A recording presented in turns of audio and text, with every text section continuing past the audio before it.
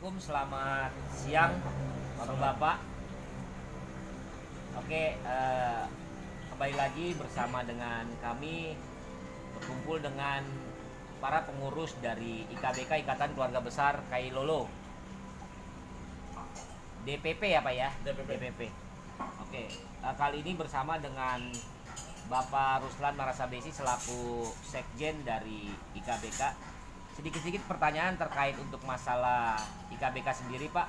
Kalau boleh tahu untuk eh, kegiatan apa saja yang sudah dilakukan IKBK sepanjang mulai dari berdiri sampai hari ini, terutama khususnya untuk hari ini. Tadi kayaknya ada giat sedikit ya Pak. Boleh dijelasin Pak Ruslan? Baik. Assalamualaikum warahmatullahi wabarakatuh. Waalaikumsalam. Kami hari ini dari DPP Ikatan Keluarga Besar Kailolo melakukan silaturahim dengan Kepala Penghubung Kantor Perwakilan Provinsi Maluku yang ada di Jakarta. Pada jam 10 tadi kami bertemu di kantor penghubung. Kemudian pada saat pertemuan tersebut kami memperkenalkan organisasi kami, memperkenalkan sekaligus memberitahukan kepada perwakilan bahwa di Jakarta ini sudah berdiri paguyuban, katakan seperti itu, karena ini sifatnya kedaerahan, sifatnya desa, jadi berdiri Ikatan Keluarga Besar Kailolo. Kami sudah sampaikan buat kepala kantor penghubung, sekaligus pada saat pertemuan tadi juga kami sudah memberitahukan kepada beliau bahwa Ikatan Keluarga Besar Kailolo sudah terdaftar secara legalitas, sudah terdaftar, sudah mempunyai badan hukum, sehingga keberadaan kami selaku organisasi itu sudah secara yuridis kami sudah terdaftar di mulai dari SK Menkumham, kemudian Kasbah Pol DKI Jakarta. Itu yang tadi kegiatan yang kami lakukan pada hari ini di di kantor penghubung Provinsi Maluku. Oke, untuk Pak Ruslan sendiri selaku Sekjen dari IKBK, kira-kira ada program kedepannya nggak terkait dengan silaturahmi tersebut? Ya, tentunya organisasi berdiri itu mempunyai program-program yang ada program jangka pendek dan jangka panjang. Yang tadi program jangka pendek yang kami sampaikan kepada Kepala Kantor Perwakilan Maluku tadi bahwa insya Allah dalam bulan Februari nanti, itu tepatnya tanggal 19 Februari, itu IKBK bagian dari sponsor terhadap kegiatan taktik akbar dan maulid MTQ yang nanti diadakan di desa kami, Desa Kailolo. Itu merupakan program jangka pendek. Jangka panjang nanti insya Allah kami akan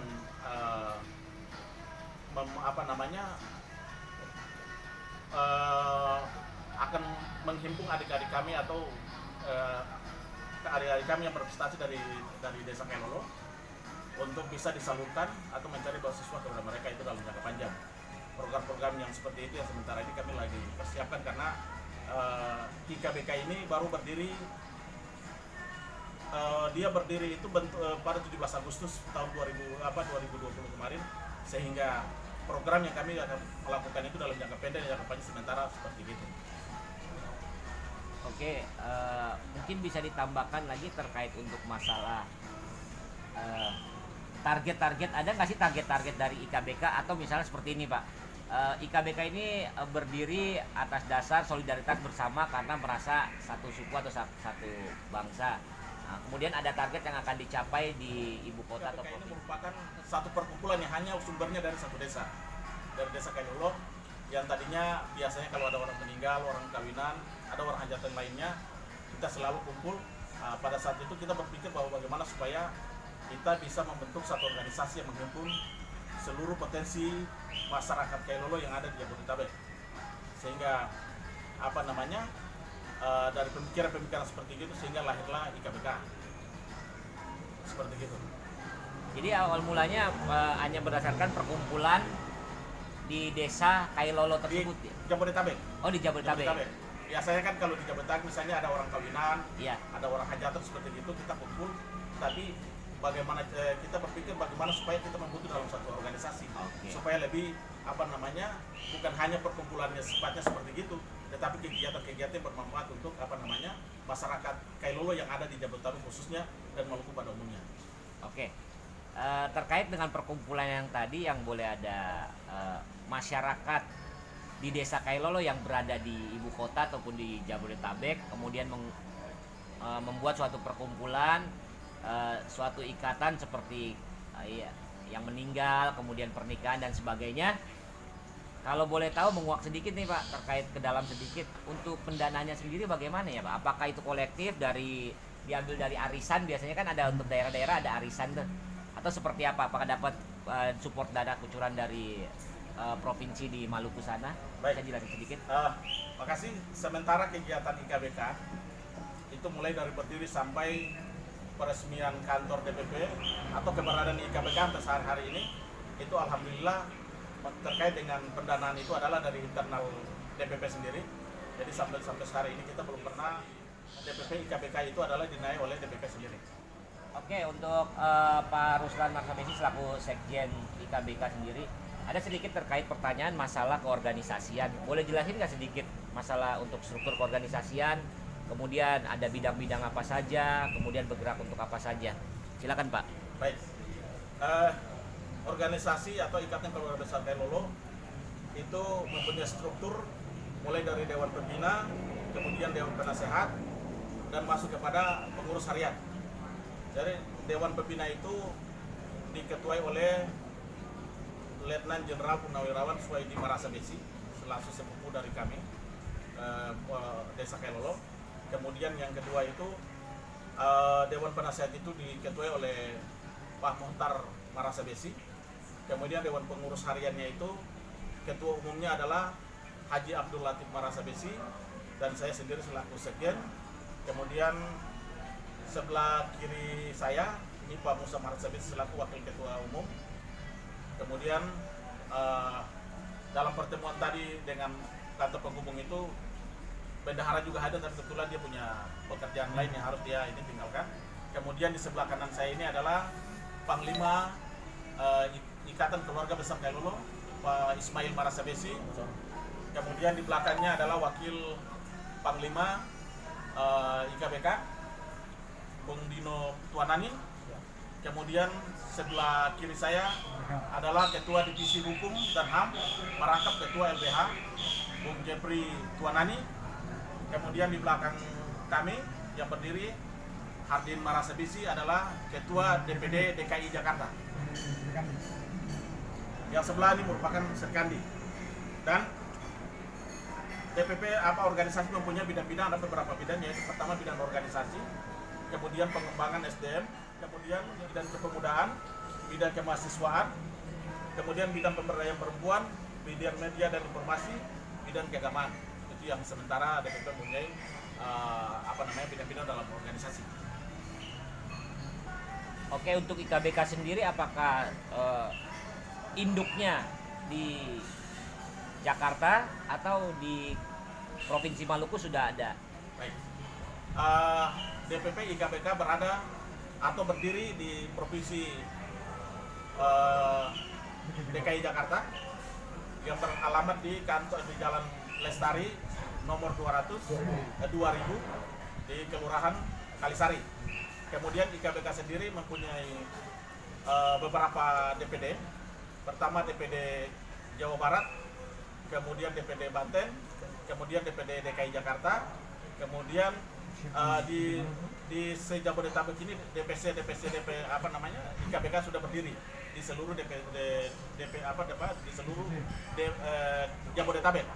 Kemudian insya Allah dalam waktu dekat ini ada beberapa provinsi yang akan bergabung atau kita mendirikan DPD, yaitu pertama nanti insya Allah DPD Maluku Utara dan kedua adalah DPD Provinsi Maluku.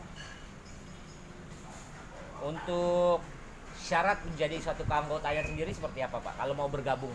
Syarat karena ini kami merupakan organisasi yang hanya sumbernya dari satu desa, sehingga syarat yang utama itu adalah dia merupakan warga atau masyarakat dari desa Kailolo, dari satu kampung.